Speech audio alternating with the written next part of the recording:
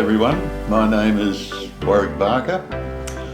I live in a northern suburb of Sydney, and I'm here to discuss why Australia should become a republic.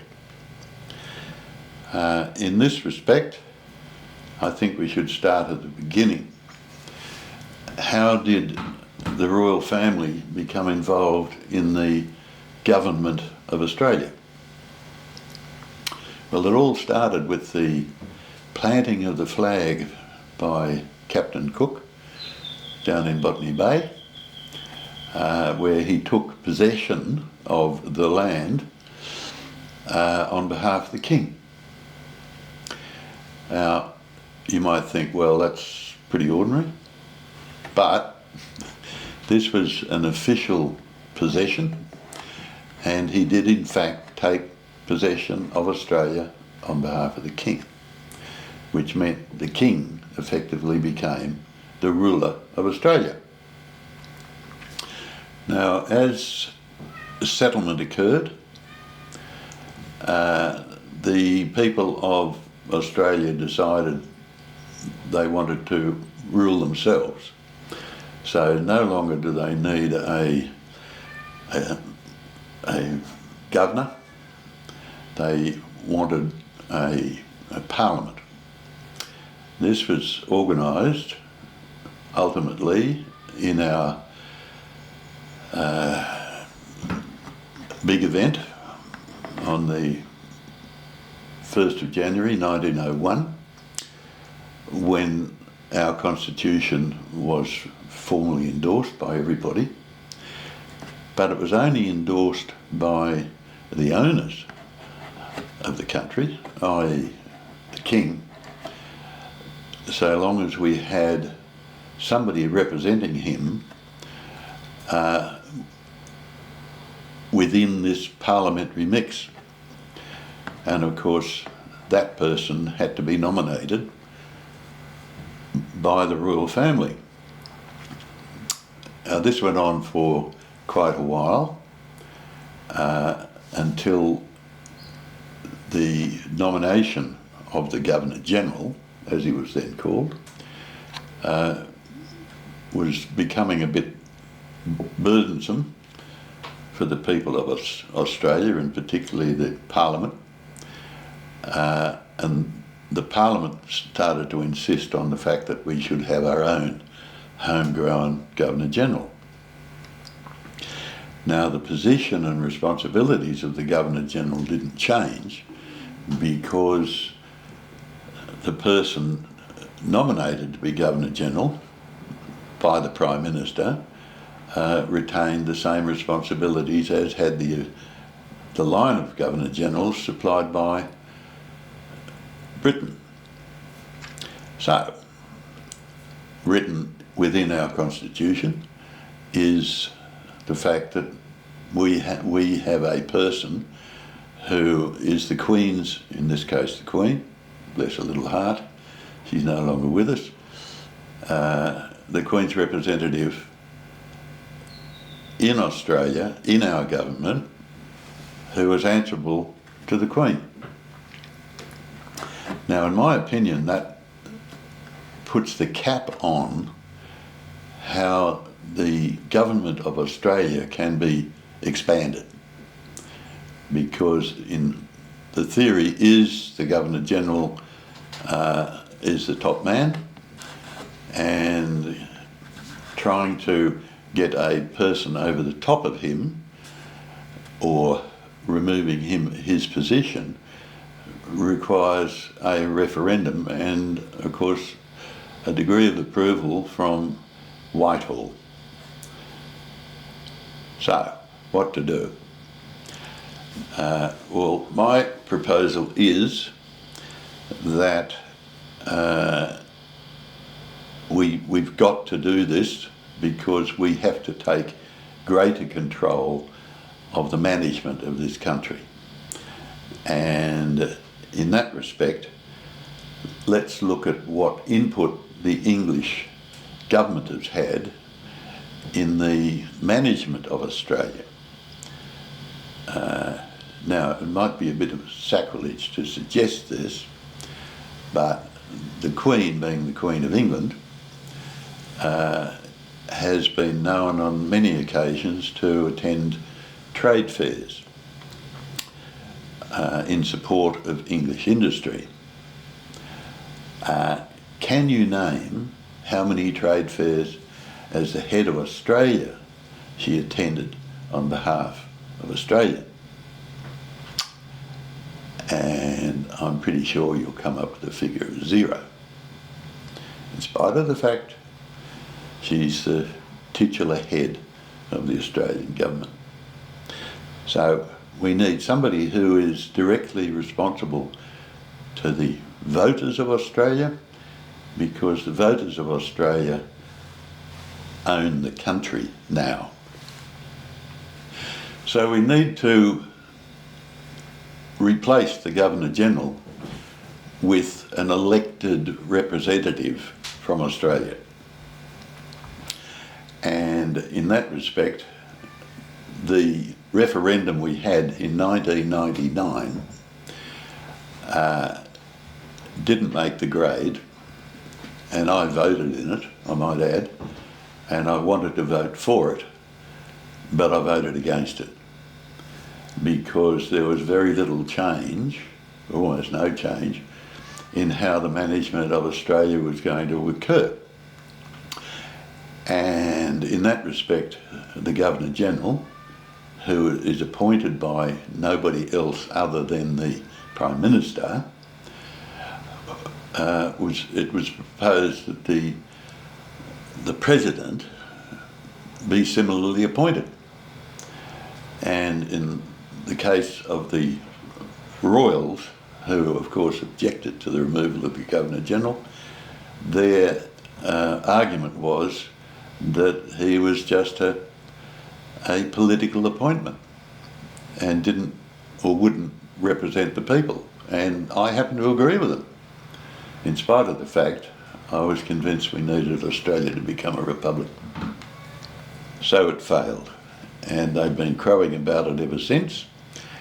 And they're very proud of that's the Royalists are very proud of the fact that it did fail, and that it failed by a margin of about 6%. But what that tells me is something like 44% of the Australian public voted for it, which to me is a major block. And in the last 24 years, things have changed even more for the management of Australia, and we're getting to the point now where our constitution is so far out of date that the High Court, who is the ultimate arbiter of law in Australia, through interpretation of the Constitution, the High Court is now making decisions based on what they think the Australian people want, rather than on instructions or inclinations that should be found within a constitution. So in this respect, if we're going to have a new president, we need to recast the constitution so that it reflects more accurately the present day. When the constitution was prepared in 1901, it was fit for purpose.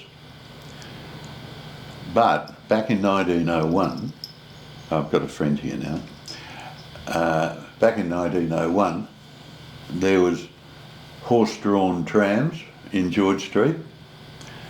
The Model T Ford hadn't been designed. No such thing as aeroplanes. No such thing as the internet. No such thing as energy distribution. And I could go on. although the Constitution suited purposes back in 1901, there is no way that it suits modern day Australia. So the idea is to recast the Constitution and incorporate within it a direct elected president. Now, in that referendum back in 1999, John Howard, who was the Prime Minister at the time, his significant objection, in spite of the fact that he said on many occasions that he didn't want Australia to become a republic, and he made that abundantly clear in his book Lazarus Rising, where he had an entire chapter written about the referendum and his opinion of it. The requirement that he was objecting to was the fact that you couldn't have an elected president and an elected prime minister, because there's no way that they could work together. Well, that sounded like sort of a final argument against an elected president, and I think on that basis a lot of people voted no. However, I can disprove that by the fact we can have an elected president and we can have an elected prime minister, so long as the responsibilities of the president are clearly stated. And this can occur in the rewritten Constitution. But in the meantime, the management of the country that we have been subjected to by all political parties has been pretty abysmal, and it's holding Australia back as to just where we should be. And in this respect, I'm referring to the shenanigans going on with The Voice, and I can't see that getting up. And I, for one, would be voting against it because it's looking to concrete apartheid into our Constitution, and I just won't wear that. We are Australians. We should be governed under the same laws, and I think there's more than sufficient people within the Parliament who call themselves of Aboriginal descent to make any suggestion of a separate Aboriginal body redundant. So there are other aspects which I think are to the detriment of Australia, not the least of which is the storage of water and defence.